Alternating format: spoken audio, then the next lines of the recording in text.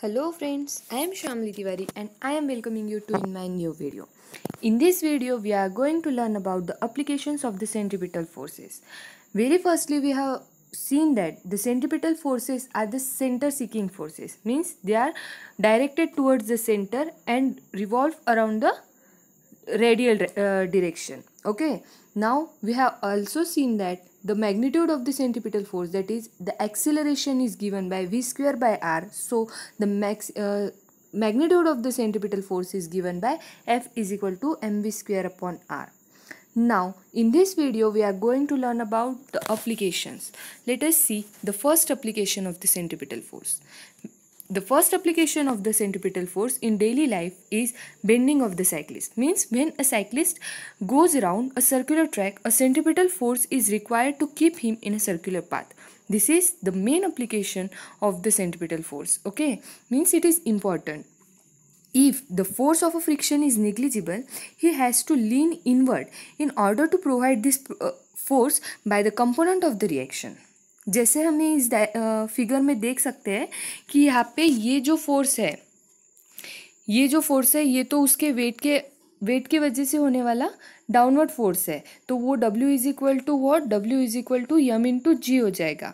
और ये वाला जो फोर्स है ये due to the circular motion वहाँ पे एक फोर्स एक्ट हो रहा है, तो ये क्या हो गया, उसका सेंटर ऑफ ग्रेविटी हो जाएगा उस इंसान का. और ये वाला जो फोर्स रहेगा यहाँ पे हम इसको फोर्स ऑफ रिएक्शन कह सकते हैं, उसे हमने डिनोट किया है with respect to R. Okay, और ये रिएक्शन के लिए अगर हमने इसको रिजॉल्व किया टू कंपोनेंट्स में, रिजॉल्व कैसे करते हैं, इसको परपेंडिकुलर दो डायरेक्शंस निकाल के, एक हॉरिजॉन्टली परपेंडिकुलर और एक वर्टिकली परपेंडिकुलर. ये क्या हो गई हॉरिजॉन्टली परपेंडिकुलर. क्यों? क्योंकि हमारा ग्राउंड इस तरीके से है.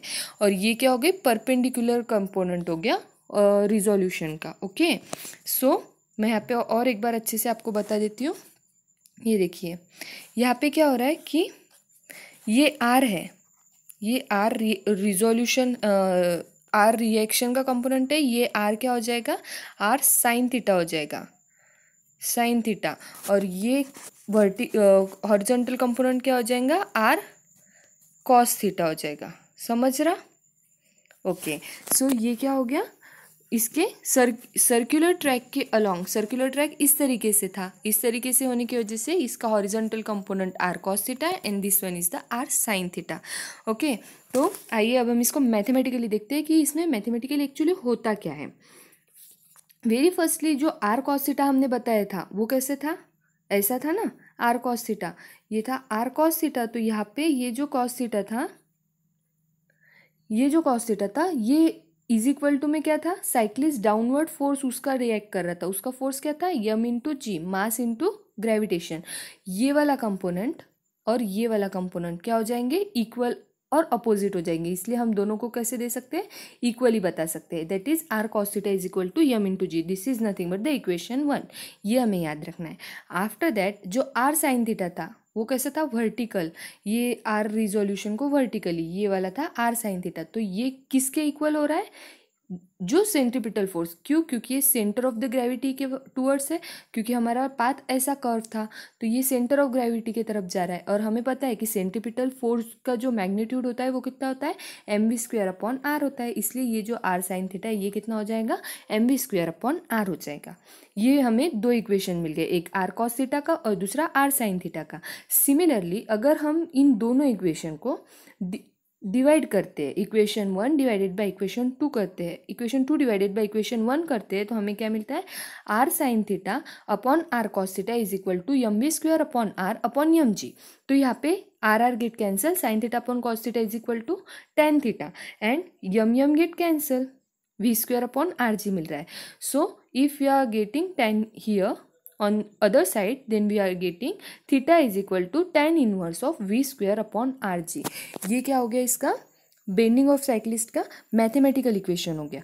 From this equation the angle of bending theta will be small. जो एंगल ऑफ थीटा था वो कैसा था, बहुत स्मॉल था, क्योंकि वहाँ पे जो मतलब जो कर्व था, जो बेंडिंग थी साइकिल की, वो कैसी थी, बहुत मिनिमम थी. इसलिए the angle of bending theta will be small if first is the velocity of the turning is small. कब छोटा रह सकता है? वो जब टर्निंग स्मॉल हो वो टाइम पे वो छोटा हो सकता है। और सेकेंड वन वो कब स्मॉल हो सकता है? जब सर्कुलर पाथ का जो रेडियस है वो कैसा हो? लार्ज हो। वो अगर लार्ज होगा तो हमारा एंगल ऑफ थीटा जो है, मीन्स ये जो थीटा है ये क्या होगा? ये जो थीटा है ये क्या होगा? स्मॉल होगा। ये दो चीज़ें हमें यहाँ पे याद रखनी है। ओके, एक बार फिर से आप यहाँ पे ये वाला साइक्लिस्ट का फोटो देख सकते हो, ये रहा, तो इससे आपको समझने में ईजी जाएगा।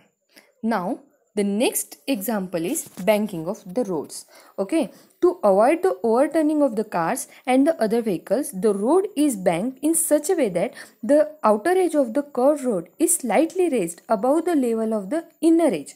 ओके, फॉर एग्जाम्पल ये देखिए, यहाँ पे ये वाली फिगर में हम देख सकते हैं यहाँ पे क्या हो रहा है, जो कार है उसकी भी मोशन कैसी हो रही है? बेंड हो रहा है। मीन्स यहाँ पे क्या हो रहा है, ये जब मोशन बेंड हो रही है तो उसके लिए उन्होंने सॉल्यूशन क्या निकाला है कि रोड साइड जो है वो कुछ इस तरीके से बनाई हुई है। ये दिख रहा है इस तरीके से। मीन्स वन साइड उसकी थोड़ी सी एट हाइट एच है और जो दूसरी साइड है वो कैसी है? Angle theta, incline angle theta के ऊपर है, कुछ ना कुछ स्पेसिफिक एंगल के ऊपर। तो वो थीटा जो होता है वो हम कैसे निकालते हैं और उसके बारे में आज हम देखेंगे।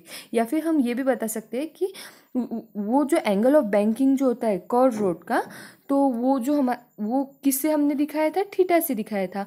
तो उसकी वेलोसिटी कितनी होती है गाड़ी की, तो वो हम बताएंगे। ठीक है, उसके लिए हम मैक्सिमम सेफ स्पीड, अगर हम बताएं कि वो कार चलाने के लिए मैक्सिमम सेफ स्पीड कितनी लगेगी, तो उसका इक्वेशन अब हम देखते हैं। वेरी फर्स्टली, जैसे हमने पहले ही देखा था कि R cos theta is equal to M G, जैसे साइक्लिस्ट के एग्जाम्पल में था, सिमिलरली वैसे ही यहाँ पे भी आएगा। R cos theta is equal to M G, दोनों फोर्सेस इक्वल एंड अपोजिट है और वो दोनों एक में को बैलेंस कर रहे हैं, इसलिए वो दोनों क्या हो गए? इक्वल हो गए। देन आर साइन थीटा और centripetal force M V square upon R both are equal because they both are, वो भी क्या हो रहा है? इक्वल एंड अपोजिट फोर्सेस है। इसीलिए dividing equation 2/1 we are getting theta is equal to tan inverse of v square upon r g. Means जो angle of banking of the curve road जो है वो थीटा है हमारा, यहाँ पे ये याद रखना है। Clearly the total normal reaction acting effectively at the centre of gravity g of the car is also inclined at the angle of theta with vertical. Thus in the equilibrium state r tan theta is equal to v square upon rg and theta is equal to tan inverse of v square upon rg. Now let us see the maximum safe speed of the car. Here v square means velocity of the car है, ठीक है। v square is equal to g into r into tan theta। ये जो tan theta का formula था वो हमारा पहले वाले इक्वेशन पे से, इस वाले इक्वेशन पे से, और यहाँ पे क्या हो रहा है? V square is equal to G into R into tan theta, where V gives the maximum safe speed of the vehicle along bank road. Okay, L is the length of the width and if L is the length of the width and H is the height of the outer edge over the inner edge. Okay, ये यहाँ पे इस figure के through यहाँ पे हम देख सकते हैं, सॉरी ये देखिए, ये यहाँ पे इस फिगर के थ्रू हम देख सकते हैं ये एंगल ऑफ बैंकिंग थीटा, और यहाँ पे इस हाइट पे एक वन साइड एच हाइट दी हुई है और यहाँ पे उस कार का क्या हो रहा है? बेंडिंग हो रहा है। यहाँ पे अगर हम इसको इंक्लाइन करें, यहाँ पे मीन्स जो आर है वो कैसे है? इस डायरेक्शन में, क्योंकि कर्व रोड कैसा है? ऐसा है ना। साइक्लिस्ट में कैसा था? ऐसा था, इसलिए उसका force centre of force inward था। यहाँ पे क्या है? बैंकिंग ऐसा है, इसलिए इसका भी क्या होगा? सेंट्रीपिटल फोर्स इनवर्ड होगा, इसलिए आर इज इक्वल टू यहाँ पे इनवर्ड आ गया। ठीक है, तो ये क्या हो गया? इसका आर कॉस थीटा हो जाएगा, ये हो गया हमारा आर कॉस थीटा, और ये क्या हो जाएगा? हमारा आर साइन थीटा हो जाएगा। क्यों? क्योंकि ये इसको परपेंडिकुलर है। ये चीज़ याद रखनी है। जो हॉरिजॉन्टल कंपोनेंट होता है वो कॉस थीटा से डिनोट किया जाता है और जो वर्टिकल कंपोनेंट होता है वो साइन थीटा से डिनोट किया जाता है। और इसमें भी क्या हो रहा है? जो ओरिजिनल बाइक का जो कार का जो वेट था वो mg डाउनवर्ड डायरेक्शन में एक्ट होगा, ठीक है। इतनी सारी चीज़ें हमें याद रखनी है।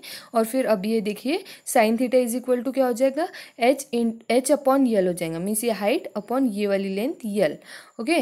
Then tan theta is equal to theta, very small angle के लिए, क्योंकि हमने थीटा को वेरी स्मॉल एंगल कंसिडर किया है। h इज इक्वल टू क्या होगा, LV स्क्वायर अपॉन RG। यहाँ पे ये यल इधर लेकर चले गए हम इस तरीके से, ठीक है। तो v is equal to g into R into tan theta is the maximum safe speed. मगर मीन्स आप अगर इतने स्पीड से गाड़ी चलाते हैं तो आप वो बैंक रोड पे कैसे होंगे, सेफ स्पीड में चलोगे। यहाँ पे हम V square upon V square is equal to G R into tan theta को ऐसे भी बोल सकते हैं, v is equal to under root of G R into tan theta, okay. This is the final application. So thank you very much. If you like, please share and subscribe. Thank you.